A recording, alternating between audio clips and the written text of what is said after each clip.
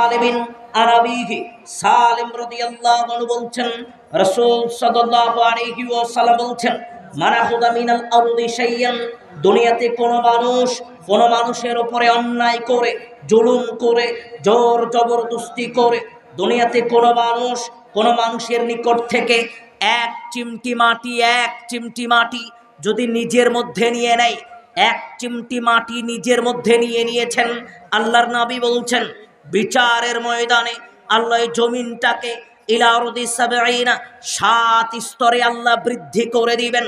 এবার আল্লাহ আপনাকে লক্ষ্য করে বলবেন এটা ওই জমি যেটা তুমি দুনিয়াতে তোমার বোনের নিকট থেকে নিয়েছিলা, এটা ওই জমি যেটা তুমি দুনিয়াতে তোমার ভাইয়ের নিকট থেকে নিয়েছিলা। ও মুসলমান, আজকে এই জমিটা 7 স্তরে বৃদ্ধি করে দেওয়া হলো।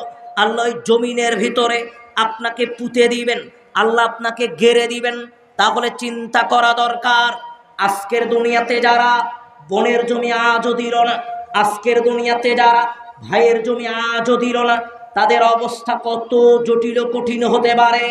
আন ইয়ালা ইবনে মুররা রাদিয়াল্লাহু আনহু قال قال رسول الله صلى الله عليه وسلم রাসূল সাল্লাল্লাহু আলাইহি ওয়াসাল্লাম বলছেন পৃথিবীর মানুষ শোনো, আইয়ুমা রাজুলিন, ও আদম সন্তান, দুনিয়াতে যদি কোন মানুষের উপরে অন্যায় করে জুলুম করে জোর জবরদস্তি করে দুনিয়াতে যদি কোন মানুষের নিকট থেকে এক চিমটি এক বিঘত হোক অথবা এক চিমটি হোক, যখন মানুষ অন্যের নিকট থেকে জমি জমা আত্মসাৎ করবে, অন্যের নিকট থেকে জমি জমা নিজের মধ্যে নিয়ে নিবে, এই ওমা তুই কষ্ট নিস না, তোর জন্য সারা জীবন দোয়া করে যাব, তোর কোনো কিছু হবে না, ওমা তুই কষ্ট নিস না। ও মুরব্বী, আপনাকে বলি দোয়া তো করবেনই, এটা তো অধিকার, আপনার মেয়ে আপনার কাছে প্রাপ্য। কিন্তু দুনিয়াতে জীবিত থাকা অবস্থায় মেয়েকে তার অধিকার থেকে বঞ্চিত করলেন কেন? মেয়েকে তার সম্পদ থেকে বঞ্চিত করলেন কেন? আপনাকে একটু চিন্তা ভাবনা করা দরকার। আমি মেয়ের উপরে অন্যায় করেছি, আজকে বড় অবাক হই। ও ভাই, যারা আপনাকে লক্ষ্য করে বলি, একটাই ভাই আপনি, আপনার বোনেরা আপনার কাছ থেকে জমি জমার কথা বলতে পারেন আপনার নিকটে কেন? যদি জমি জমার কথা বলেই ফেলি তাহলে ভাই বোন খারাপ করবে, ওই দিন থেকে আর আমাদের এই বাড়িতে আসা বন্ধ হয়ে যাবে। বোন অভাবের তাড়নায় থাকার পরেও, অভাবের ভিতরে থাকার পরেও বোন তার ভাইয়ের নিকটে জমি জমার ব্যাপারে কথা বলতে ভয় পায়। ও ভাইয়ান, যেই দিন বাবা মারা গেছে ওই দিনই বোনদেরকে বলেন তোমাদের জমি জমা তোমরা ভাগ বাটোয়ারা করে নাও। মনে রাখার চেষ্টা করবেন, আপনার যেমন অধিকার আছে ওই জমির উপরে, আপনার বোনেরও তেমন অধিকার আছে ওই জমির উপরে। তাহলে তার জমি নিয়ে আপনি ভোগবিলাসী জীবনযাপন করবেন কেন? আপনাকে একটু কথা বলে গেলাম, দুনিয়াতে জীবিত থাকা অবস্থায় আপনাকে আপনার বোনের জমি যথাযথ সময় ফিরিয়ে দিতে হবে, নতুবা আপনি বোনের উপরে অন্যায় করেছেন, জুলুম করেছেন। বলতে চাচ্ছিলাম, আজকের দুনিয়াতে যারা অপরের উপরে জুলুম করে নির্যাতন করে, আজকের দুনিয়াতে যারা অপরের উপরে জুলুম করে নির্যাতন করে অন্যায় অবিচার করে দুনিয়াতে যারা নিজের বিলাসিতা জীবন পরিচালনার চেষ্টা করবে, ও মুসলমান আপনাকে লক্ষ্য করে বলি, ভাই যারা আপনাকে লক্ষ্য করে বলি, রাসূল সাল্লাল্লাহু আলাইহি ওয়াসাল্লাম অসংখ্য অগণিত হাদিসে জালেমের পরিণতির ব্যাপারে বলেছেন। আমি আপনাকে আর সেদিকে নিয়ে যেতে চাচ্ছি না, আমি আপনাকে কয়েকটা কথা বলতে চাচ্ছিলাম, কয়েকটা অনুরোধটুকু করতে চাচ্ছিলাম। ওই যে আল্লাহর নবী বললেন মানাখুদা মিনাল আরদি শাইয়ান, ও আদম সন্তান, বিগাইরি হাক্কিহি, দুনিয়াতে তুমি অকারণে দুনিয়াতে তুমি জুলুম নির্যাতন করে অথবা দুনিয়াতে 2 নাম্বারি প্রতারণা করে এক চিমটি মাটিও তুমি নিজের মধ্যে নিও না। যদি এক চিমটি মাটিও নিজের মধ্যে নাও তাহলে বিচারের ময়দানে এই মাটির ভিতরে আল্লাহ তোমাকে পুঁতে দিবে, গেড়ে দিবে। এবার আপনাকে মুরব্বী যেই কথাটা বলতে চাচ্ছিলাম, জমি একটাই, যখন আপনার দাদার ভাগে ছিল তখন ওই জমির আইল দিয়ে একজন মানুষ 2-3টা গরু ছাগল নিয়ে অনায়াসে হেঁটে যেত। আর ওই জমিটা যখন আজকে আপনার ভাগে এসেছে, জমির আইল এত চিকন হয়েছে মানুষ হেঁটে যেতে পারে না, গরু ছাগল তো দূরেই থাকলো। তাহলে আপনাকে চিন্তা করা দরকার, আপনি সামান্য জমির আইল চিকন করতে গিয়ে যদি অপরের এক চিমটি মাটি, এক চিমটি জমি যদি নিজের মধ্যে নিয়ে আসেন, তাহলে আপনার পরিবেশ পরিস্থিতি কেমন হতে পারে দুনিয়াতে আপনাকে একটু হলেও চিন্তা ভাবনা করা দরকার। ও মুসলমান, বলতে চাচ্ছিলাম, আল্লাহর নবী রাসূল সাল্লাল্লাহু আলাইহি ওয়াসাল্লাম সাহাবীদেরকে জিজ্ঞেস করলেন মাল মুফলিসু, তোমরা কি বলতে পারবা এই দুনিয়াতে সবচেয়ে হতদরিদ্র মিসকিন মানুষ কারা? তোমরা কি বলতে পারবা কোন মানুষটা হতদরিদ্র, কোন মানুষ মিসকিন? তোমরা কি বলতে পারবা? এবার আল্লাহর নবীকে সাহাবীরা লক্ষ্য করে বলছেন, আল্লাহর নবী ওই যে আমরা যেটা বলি, আজকে যদি আপনাকে বলা হয় এলাকার 100 জন মানুষের নাম লিখে নিয়ে আসেন যারা গরিব, যারা অসহায়, আপনি কাদের নাম লিখবেন? যাদের কোনো টাকা পয়সা নাই, যাদের কোনো ধন সম্পদ নাই। সাহাবীরাও তাই বললেন, আল্লাহর নবী দীর্ঘামালাহু ওলা মাতা, যাদের নিকটে কোনো ধন সম্পদ নাই, টাকা পয়সা নাই, আমাদের নিকটে তো তারাই গরিব, তারাই অসহায়। আল্লাহর নবী বললেন, জিনা ইন্নাল মুফলিসা মিন উম্মতি, আমার উম্মতের মধ্যে গরিব, আমার উম্মতের মধ্যে মিসকিন হচ্ছে ওই সমস্ত মানুষ। কারা গরিব, কারা মিসকিন? আল্লাহর নবী বললেন, শোনো, ইয়াতি ইয়াউমাল কিয়ামা, বিচারের ময়দানে আল্লাহর সম্মুখে দাঁড়ালো, সলাতিন যাকাতিন ও সাদাকাতিন ও সিয়ামিন, আল্লাহর সম্মুখে দাঁড়ালো সলাতের নেকি নিয়ে, জাকাতের নেকি নিয়ে। দুনিয়াতে সলাত আদায় করেছে তার নেকি, দুনিয়াতে জাকাত দিয়েছে তার নেকি, দুনিয়াতে সিয়াম পালন করেছে তার নেকি, দুনিয়াতে দান করেছে তার নেকি। সাথে সাথে একজন মানুষই অশতমাহাদা অদরবাহাদা ওয়াকানা মালাহাদা, মানুষের সম্পদ লুণ্ঠন করেছে, মানুষের উপরে জুলুম নির্যাতন করেছে, মানুষের সাথে অসদাচরণ করেছে, এটা নেকি, এটা পাপ, এটা নেকি, এটা পাপ। দুইটাই নিয়ে একজন মানুষ আল্লাহর সম্মুখে দাঁড়াবে। যখন আল্লাহর সম্মুখে দাঁড়াবে তখন পাওনাদার আসবে। ওই পাওনাদার, যেই পাওনাদার আপনার বোন ছিল, বোন, আপনার বোন এসে আল্লাহকে বলবে, ওগো মালিক, এই মানুষটা দুনিয়াতে আমার ভাই ছিল, ভাই, আল্লাহ অনেক অভাবে দিন কাটিয়েছি, অভাবের তাড়নায় অনেক কষ্ট করে দিন কাটিয়েছি, আল্লাহ আমার ভাই আমার বাপের জমি দুনিয়াতে আমাকে দেয়নি, আল্লাহ আজকে আমার বাপের জমি আমাকে ফিরিয়ে নিয়ে দিতে হবে। তখন আল্লাহ বলবেন, দুনিয়াতে তোমার যে প্রাপ্য তোমার বোন পেত, আজকে সেই জমিটুকু ফিরিয়ে দাও। তখন আপনি আল্লাহকে বলবেন, লায়াকুনা দিনারুন ওয়ালা দিরহাম, ওগো মালিক, আমার নিকটে তো কোনো টাকা পয়সা নাই, আল্লাহ আমার নিকটে তো কোনো অর্থ নাই, টাকা পয়সা নাই। তখন আল্লাহ আপনাকে বলবেন, যেহেতু তোমার নিকটে অর্থ নাই, টাকা পয়সা নাই, ইনকানাত লাহু আমালুস সালেহ, হাদিসের পরিভাষায় আপনার নিকটে থাকবে আমল। আল্লাহ তখন আপনাকে বলবেন, তোমার নিকটে আমল আছে না, তুমি আমল থেকে তাকে দিয়ে দাও, নেকি থেকে কিছু নেকি তাকে দিয়ে দাও। আপনার বোনকে নেকি দেওয়া হবে, আপনার বোন নিয়ে কি নিয়ে চলে যাবে। আবার আরেক পাওনাদার এসে বলবে, আল্লাহ 10টা টাকা মিথ্যা কথা বলে নিয়েছিল, ওজনে কম দিয়েছিল, ফাঁকিবাজি করেছিল। তখন আল্লাহ বলবেন, ভাই একটু থাক, আমার আলোচনাটা শেষ হোক, যা হচ্ছে এভাবেই হোক, 5-6 বার হয়ে গেল বন্ধ হওয়া, যা হচ্ছে হোক, যা হচ্ছে এভাবেই হোক। পরের বক্তা আসার আগে আপনি ঠিক করে নিন, যা হয়েছে হয়েছে, ঠিক করতে যাবার নষ্ট করেন না। 6-7 বার হয়ে গেল।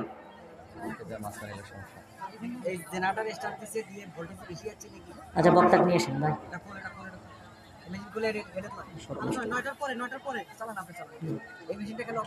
না না, আপনি নিয়ে আসেন, আপনার আলোচনার মুড আছে না। 6-7 বার বন্ধ।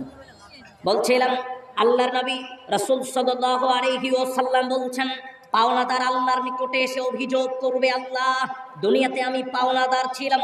তখন আল্লাহ বলবে, এই মানুষটা দুনিয়াতে তোমার পাওনাদার, তোমার কাছ থেকে টাকা পয়সা পাই, তুমি টাকা পয়সা দিয়ে দাও। তখন আল্লাহ আপনাকে যখন বলবে, তখন আপনি বলবেন, আল্লাহ আমার পকেট তো শূন্য, অর্থাৎ আজকে তো আমার নিকটে কোনো টাকা পয়সা নাই, আমার নিকটে কোনো অর্থ নাই, জমি জমা নাই, আল্লাহ আমি কি দিব? তখন আল্লাহ আপনাকে বলবেন, তোমার নেকি আছে নেকি, তুমি তাকে নেকি দিয়ে দাও। আল্লাহর আদেশ পাওয়ার পরে আপনি নেকি থেকে তাকে নেকি দিয়ে দিবেন, ওই মানুষ নেকি নিয়ে চলে যাবে। আবার পাওনাদার আসবে। মনে রাখার চেষ্টা করতে হবে, একটা সরিষার দানা সমপরিমাণ মানুষকে যদি ওজনে কম দিয়ে থাকি, একটা সরিষার দানা সমপরিমাণ যদি মানুষের সাথে অন্যায় করে থাকি, বিচারের ময়দানে আল্লাহ সেটা যথাযথ বুঝিয়ে নেবেন। আপনার নিকটে পাওনাদার আসবে, নেকি নিয়ে চলে যাবে, পাওনাদার আসবে, নেকি নিয়ে চলে যাবে। তারপরেও যখন পাওনাদার আসবে, আল্লাহ বলবে, পাওনাদার এসেছে, ঋণ শোধ করো। আপনি বলবেন, আল্লাহ টাকা পয়সা নাই তো নাই, আল্লাহ 2-4টা নেকি ইনকাম করেছিলাম, আল্লাহ আজকে তো ওই নেকিটুকু আমার নিকটে নাই, নেকি তো সব দিতে দিতে শেষ করে ফেলেছি। আল্লাহ বলবেন, যেহেতু নেকি শেষ, অতএব এই যত মানুষ তোমার নিকটে পাওনাদার, সমস্ত মানুষ দুনিয়াতে যত পাপ করেছে, সব মানুষের পাপ তুমি তোমার কাঁধে নাও। নেওয়ার পরে ওই মানুষগুলোকে পাপ মুক্ত করে আল্লাহ জান্নাতে পাঠাবেন, আর আল্লাহ আপনাকে পাপ দিয়ে আল্লাহ আপনাকে জাহান্নামে পাঠাবেন। তাহলে চিন্তা ভাবনা করা দরকার। আজকের দুনিয়াতে আপনি মানুষের উপরে অন্যায় করছেন, নির্দ্বিধায় কারণে অকারণে মানুষের সাথে অসৎ আচরণ করছেন, মানুষের সাথে খারাপ আচরণ করছেন। মনে রাখার চেষ্টা করবেন, আল্লাহর নবী এই মানুষটাকে বললেন, এই ব্যক্তিটাই হচ্ছে হতদরিদ্র, গরিব, ওর দুনিয়াতে সম্পদ থাকতে পারে, ওর দুনিয়াতে অঢেল সম্পদ থাকতে পারে, অনেক সম্পদের অধিকারী সে হতে পারে, কিন্তু বিচারের ময়দানে সম্পদ তো থাকবে না, থাকবে না, দুই চারটা নেকি থাকবে, দুই চারটা নেকি মানুষকে দিতে দিতে এক পর্যায়ে নেকি শেষ হয়ে যাবে। থাক ভাই, বক্তা নিয়ে আসেন, বক্তা নিয়ে আসেন, আর গজল বলেন একটা।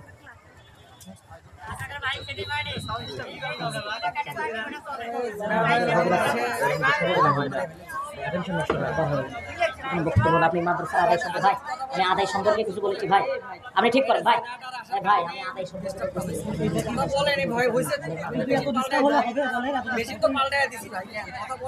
আপনি, আমি আদায় সম্পর্কে বলতেছি।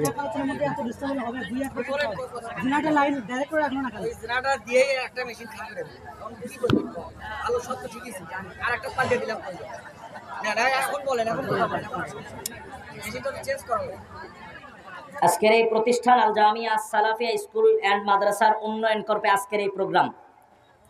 এই জন্য প্রতিষ্ঠান সম্পর্কে দুই চারটা কথা বলা অত্যন্ত জরুরি।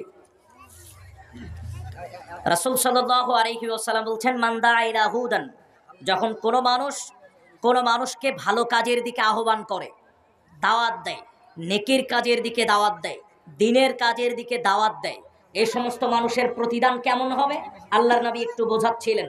আল্লাহর নবী বললেন, যখন কোনো মানুষকে আল্লাহ রাস্তায় আহ্বান করলো, দাওয়াত দিল, আপনাকে উদাহরণ দিয়ে একটু বুঝাই। আপনি, মুরব্বী আমাকে দাওয়াত দিল, আমি ইতিপূর্বে কোনোদিন সালাত আদায় করিনি, মুরব্বী আমাকে বলল, বাবা একটু সালাত শুরু করে দাও, এটা নেকির কাজ, এটা ভালো কাজ, আল্লাহ তোমাকে মুক্তি দিবে, আমার সামনে কিছু বলল, আমি সেই দিন থেকে সালাত শুরু করলাম। আজকে আমার বয়স 27-28, আজকের দিন থেকে 50, 55, 60 বছর পর্যন্ত আমি জীবিত থেকেছি।